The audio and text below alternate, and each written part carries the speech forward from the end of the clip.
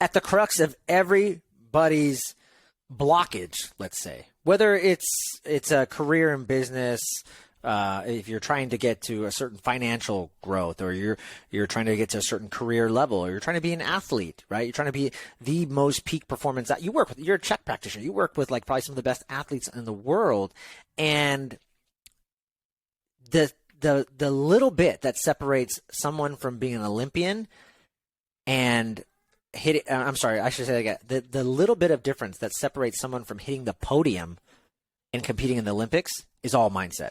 Is all just that little tweak in mindset. And that goes back to emotions and beliefs. So I always see a blockage with someone for some reason if they can't reach that level of attain that level of weight loss, let's say, as an emotional component. It's so huge. And that's why when I work with people, the first few weeks, all we're doing is what I call like foundational work, which is emotions, beliefs, values, clarity, vision, affirmations, all these things we're talking about, because that is what's really preventing them from, super potential growth.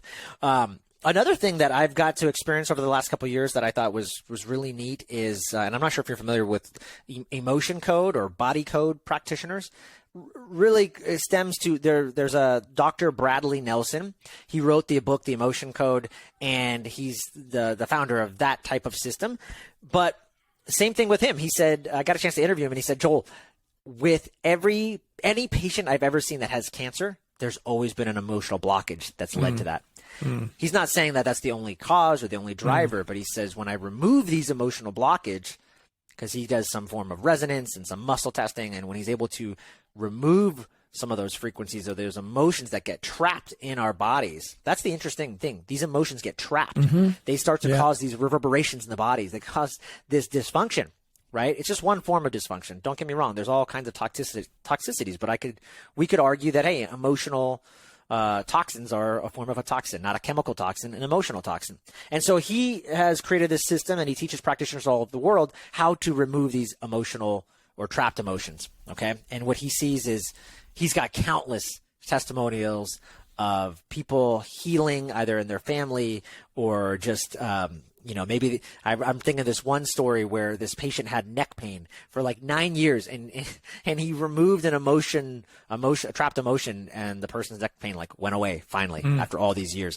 Another person I remember had like been divorced or something and hadn't been in a relationship in over 10 years. And then after a couple sessions of meeting with him and removing some trapped emotions, the next week they like met the love of their life. And it's just, they go on, and it's a really good book, and he's a fascinating guy. So I actually have, when I meet with clients, usually that's actually something that I'll have them work with an emotion code practitioner in the beginning of our program, and then we'll get things going, because I've seen that with actually a lot of autoimmune clients, especially. For some reason, I don't want to say for some reason, I think you and I both know, we just talked about it, but they do.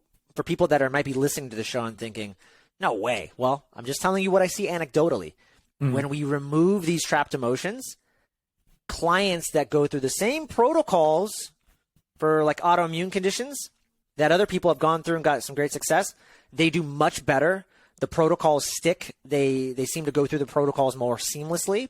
And the same thing with weight loss and some of those other protocols as well. If you enjoyed this clip, press here for the full episode.